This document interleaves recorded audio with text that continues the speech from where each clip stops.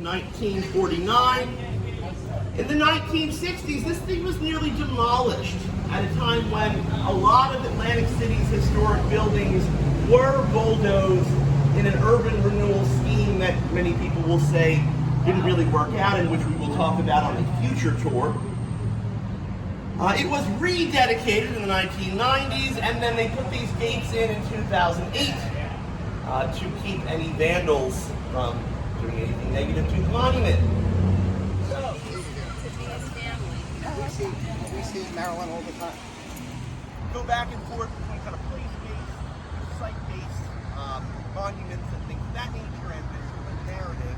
So if you'll follow me next, we're going to go back to the 1890s. This mural was created in 1983. It depicts the era of the gay 1890s based on the bike styles. There's the giant wheel and the little wheel.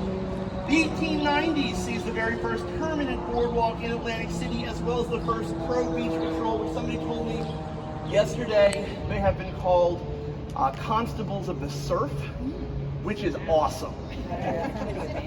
Obscured by the growth of casinos over the last few decades, which, if you don't know, have only been around since the late 1970s. So, this is a much, the period that I'm thinking about, before casinos is really a almost century-long period from the start of Atlantic City as a resort until, the 1950s or 1960s. And then casinos are really just the last half century. So 2/3 of Atlantic City's history, there's, no legal gambling.